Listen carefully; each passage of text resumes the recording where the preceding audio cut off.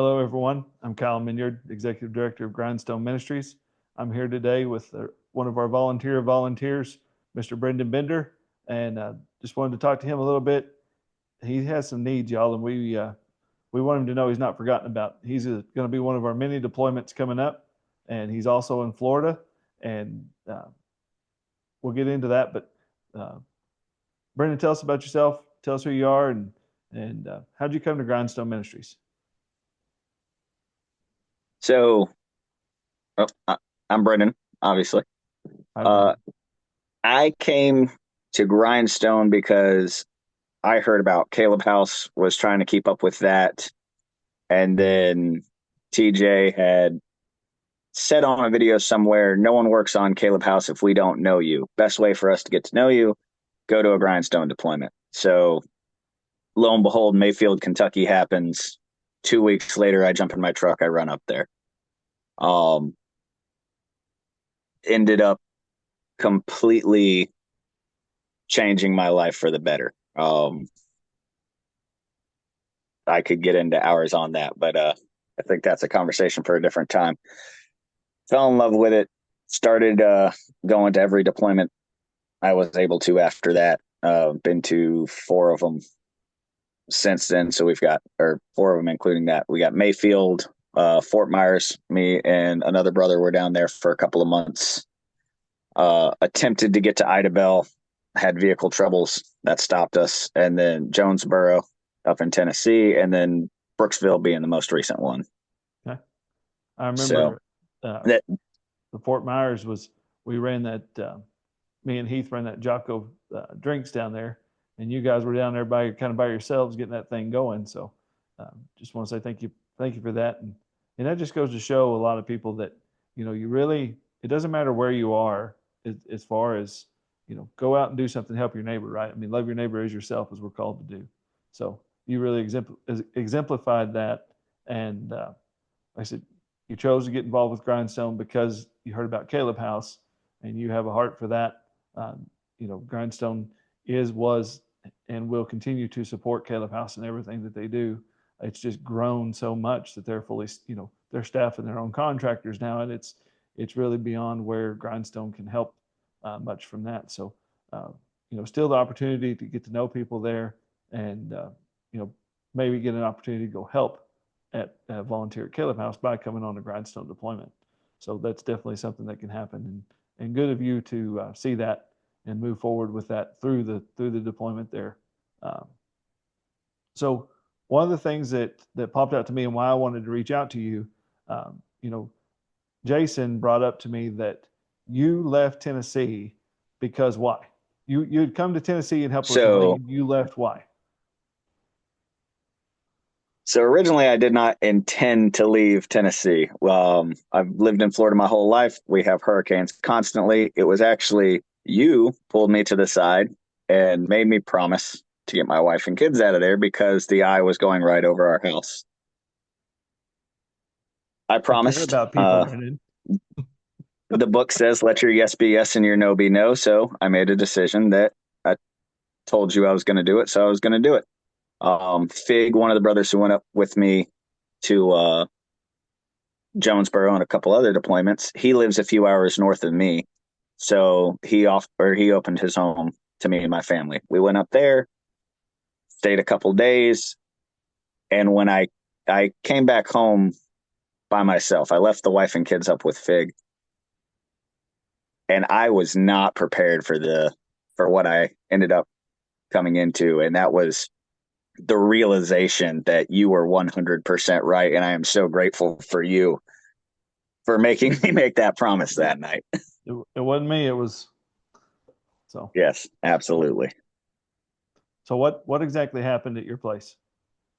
So, And we're talking about Milton, right? Milton was what affected you. correct, Yeah. Okay. correct.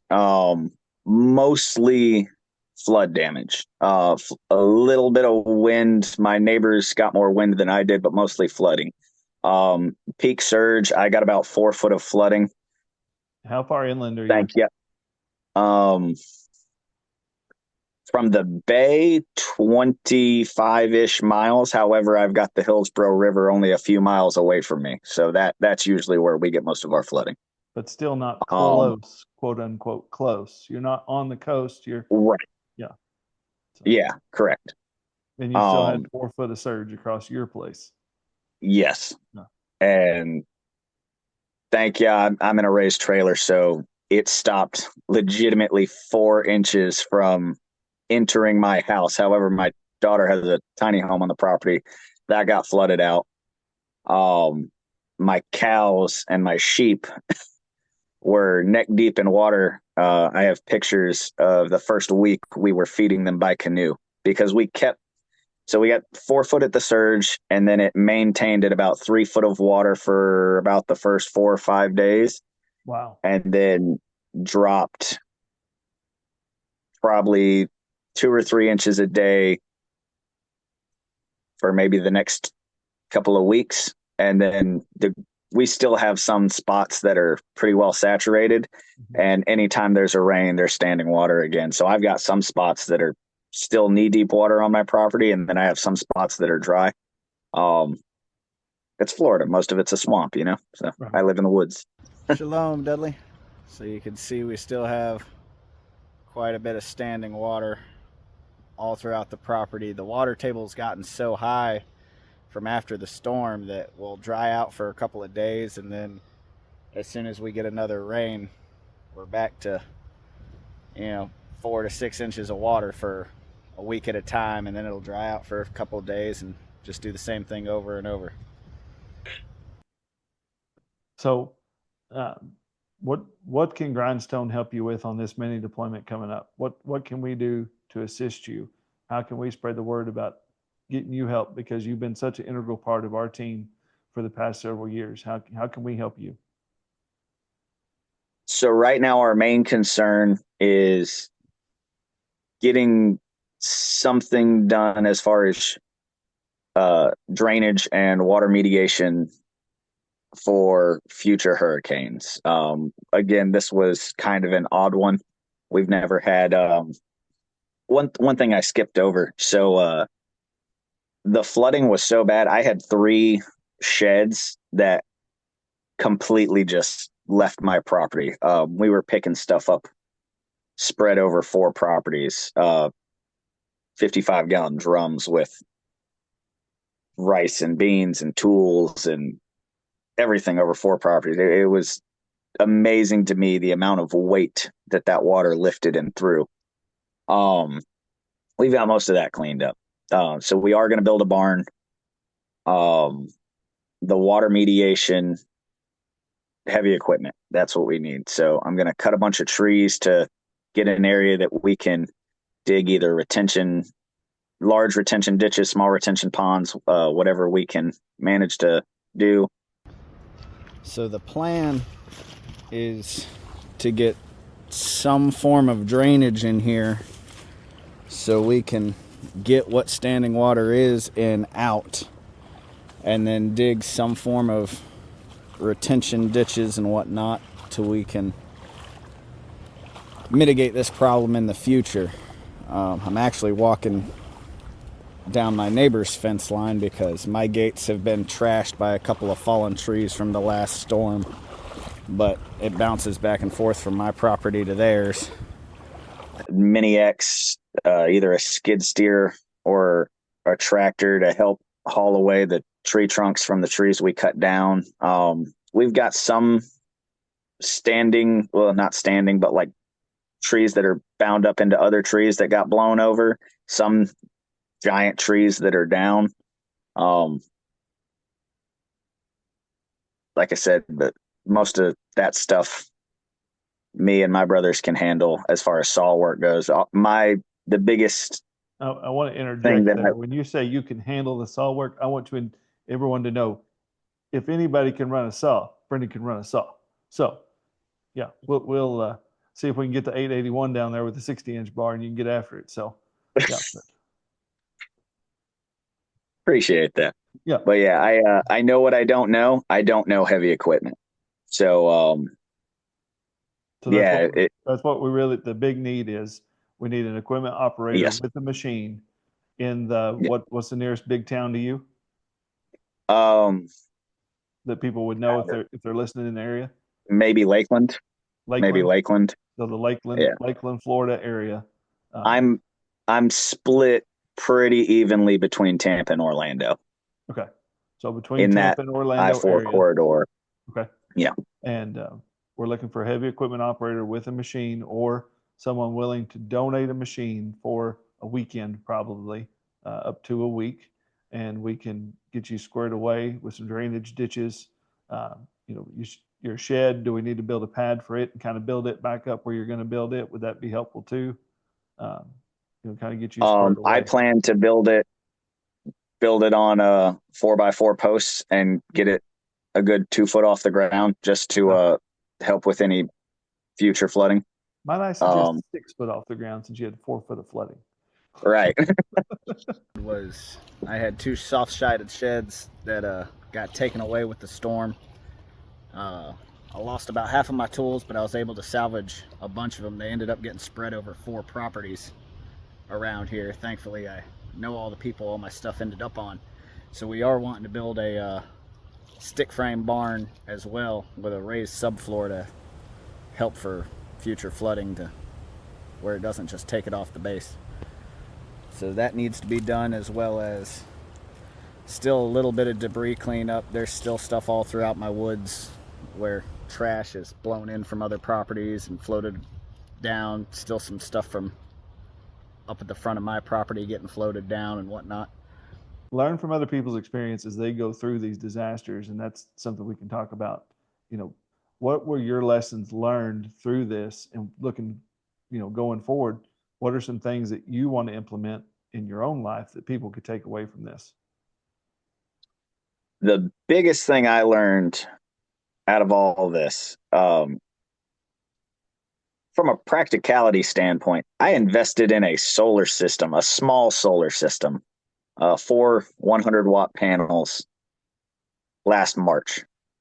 And I had come to the conclusion that the juice was not worth the squeeze. Well, that 9 days or whatever it was we were without power, those 4 panels kept 3 deep freezers. So let me start with this. I left Tennessee, I believe it was the 9th. The storm hit the 10th or 11th. Mm-hmm. The day before I left for Tennessee, I was up there for 10 days, I believe. We had butchered my bull. So I've got 500 pounds of meat spread between 3 deep freezers. Those 4 panels kept all 3 of my deep freezers and my standing fridge and freezer frozen solid the entire time. Invest in solar. That was the most useful thing right there. I didn't care about not having lights. I didn't care about, it being hot and muggy. The AC was fine. The freezer stayed frozen. I was ecstatic with that. That was the biggest lesson learned here. Yeah. That definitely, having that little bit of backup power is really important. As little as 400 watts sounds like, that's actually a lot of power in Florida, where you get 8 to 12 hours of daylight a day, right? Of good sun. Yeah. So yeah. I managed to I would run 2 freezers at a time, 6 hours, and 6 hours it would kill my batteries, leave them off for a day to recharge, 6 hours and 6 hours, and just kept piggybacking it like that. Yeah. And everything stayed frozen. It's staying cold, right? Because it's full. Yep. So, yeah. And that would be something I would tell people, is keep your freezers full if you can. That way you have more of that thermal mass of stuff frozen. So yeah, good lesson there. Yes. The other lesson I wanted to point out is, even if you think you're not in the storm, always take care of yourself first, your family first. You don't want to be a victim if you come on a deployment and have to go back home, to something that's tore up. You had the opportunity to get back home before the storm, get your family out, make sure you're paying attention to your surroundings and keeping that awareness. Make sure you're following your OODA loop. Observe what's going on, orient to what's going on, decide what to do, and then act on it. And you did that and got home to your family. So grateful for that.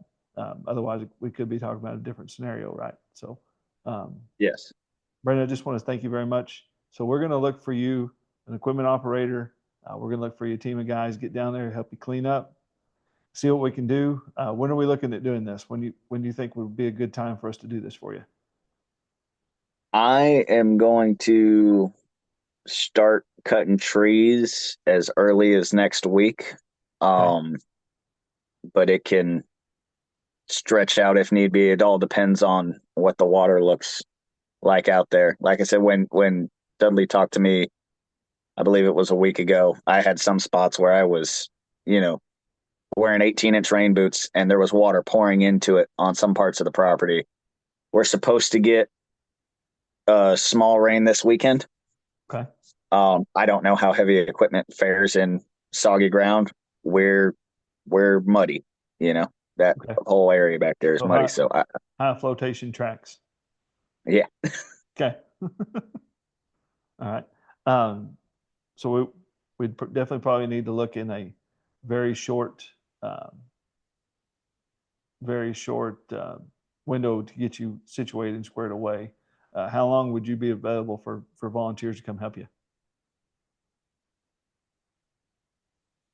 I own my own business, so Your work is schedule's kind of open. whenever it pops up. Okay. Yeah, it's feast or famine. That's it. Either I'm booked out for 6 weeks or I'm dead for 2 months. So, All right. What kind of work do you do? So we find you some probably work. say again. I said, what kind of work do you do so we can find you some work?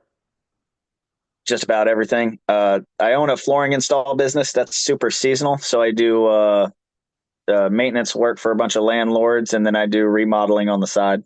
So handyman, jack of all trades kind of guy.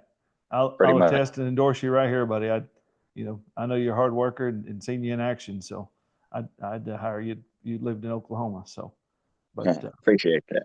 Okay, well, man, I'm glad you took time to call us. Call in. Let's get this scheduled with Dudley and get this handled, get you squared away, because we want you to know you're not forgotten about. You're a core member of our team, and we really appreciate you being out there, spreading the Grindstones message, living life day to day how we're supposed to be living, and you're a good model of that. We want to support you in it. So with that, if you're out there, everybody just kind of reach out to us, email us at serve@grindstoneministries.com. If you're interested in being a part of this mini deployment in Florida, and if you have equipment, even if it's cross country and have a way to get it there for him, let us know. We'd be happy to figure that out and help him with the logistics of getting it there. We're going to send a couple of our team from here in Oklahoma down there to help you, just so we're sure we get it done right and get you took care of. We love you. We're here for you. If you need anything, reach back out. So with that, everybody have a good evening. Thank you for watching this video. Thank you.